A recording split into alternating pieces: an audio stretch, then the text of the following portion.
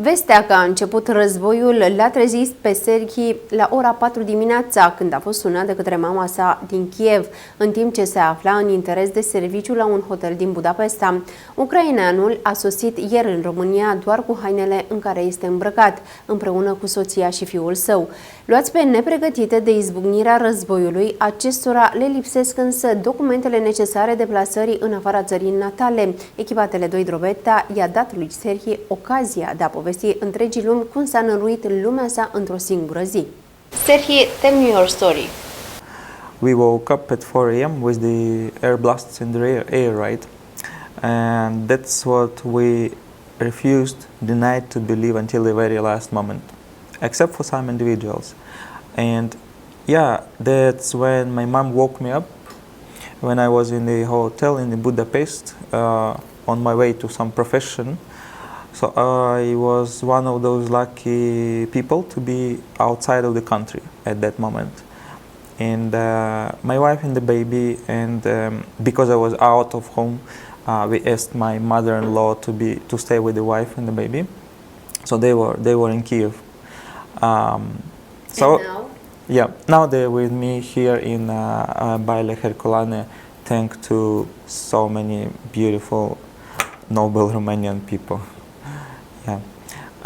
Yeah, well, that's what it is. It all started, and thoughts of evacuating were always present from the very first moment. But the problem is, you never know when to leave, because you always think, okay, a little bit later. But how much longer can you wait? If I look back, the first day was so safe to leave, but they left on the third day. Some people are still there in Ukraine willing to leave, who refused to leave on the third, on the fourth day. So it was always about time when to leave. And yeah, we were very, very timely. I insisted on my wife to go a little bit south on the second day of war, 20 kilometers from Kiev, and that's what helped her a little bit, I hope. But these blasts were all around that place, so that also motivated her, forced her leave as soon as possible. And we were lucky that we have our common friend who also wanted to go south. The plan was, it's changing every minute, but it all depends on the documents they are having now, because of course we could not be prepared to this situation, and because we have a little baby and my wife was pregnant and she changed the name after we married, so we never bothered of making a biometrical passport.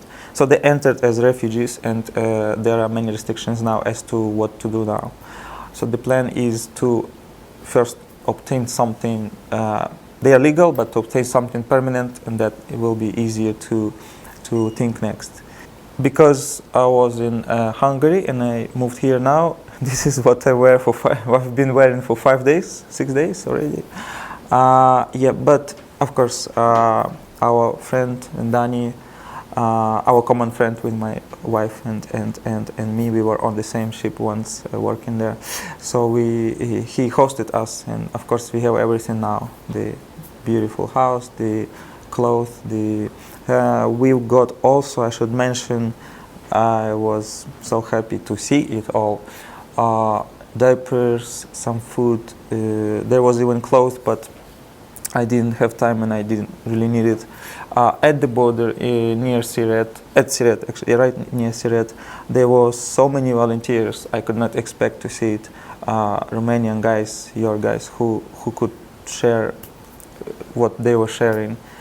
It's very, very pleasant, warm of you to have you there, to have some people taking care. I'm very, very grateful for all the cooperation you have